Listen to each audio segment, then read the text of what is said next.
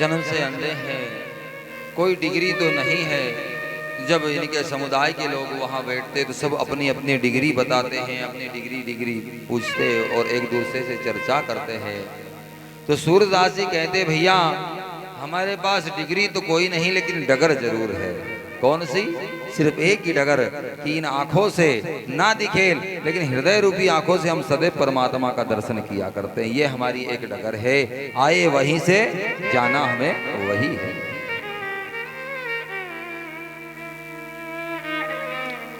सूरदास जी उठते बैठते भगवान का दर्शन किया करते। और ऐसी कृपा जब बाके बिहारी मंदिर के सामने इनकी छोटी सी कुटिया, नित्य का इनका एक नियम था कि जब भी पुजारी लोग भगवान का श्रृंगार करते, भोग आदि लगाते, पर्दा लगा हुआ रहता है। और जैसा ही पर्दा खुलता तो पर्दे के बाहर बैठे बैठे मेरे गोविंद भगवान का सुंदर श्रृंगार अपने हारमोनियम पे सजे हुए स्वरों से सजा करके गा दिया करते। बहुत समय तक ये चर्चा चलती रही। लोग कहने लगे, हे सूर, क्या आंखें हैं तुम्हारी कि जो लोग श्रृंगार रोज पुजारी लोग करते हैं, गोस्वामी परिवार, वो जैसा का तैसा बता नहीं सकते कि हमने कहाँ तिलक कैसे लगाया, क्या कंठी पेलाई, क्या भुजबंद पहनाए हैं। लेकिन ये नेत्रहीन होने के बाद भी, नेत्रहीन होने के बाद भी भगवान का सुंदर श्रृंगार का वर्णन ऐसा करते हैं मानो इन्हें हजार आंखें मिल गई हो, हजार आंखों से ये भगवान को देखते हैं।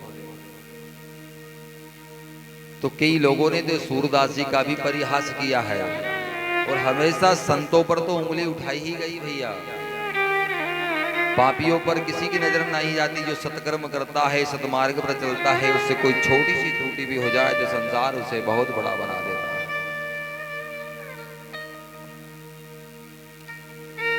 लोगों ने कहना चालू कर दिया कि सूर नेत्रहीन होने का नाटक करता है, इसे जरूर कुछ न कुछ दिखाई पड़ता है।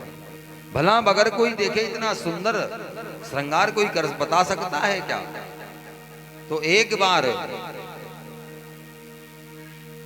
गोस्वामी परिवार ने सूरदास की परीक्षा लेना चाहिए।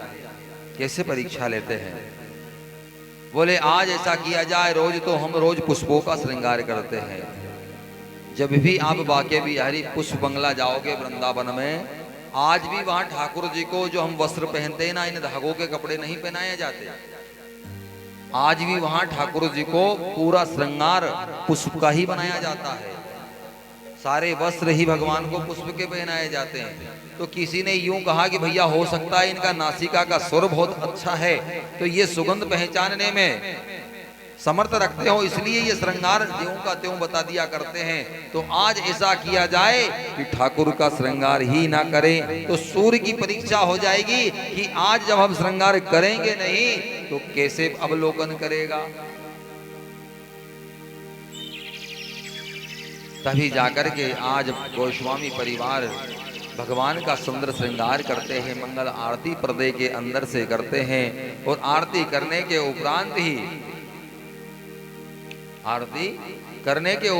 ही भगवान को भोग लगाया। आज कोई वस्त्र नहीं पहनाया है, और पर्दा जैसा ही खोला तो रोज तो जैसा पर्दा खुलता वैसे ही सूरदास बाबा यहाँ सुंदर सी पंक्तियां गुनगुनाना चालू कर देते हैं। लेकिन आज पंक्ति नहीं गुनगुनाते, जैसा पर्दा खुला तो ठक ठकी लगाकर मुंह पर कपड़ा लगा करके जोर जोर से हंसने लग गए।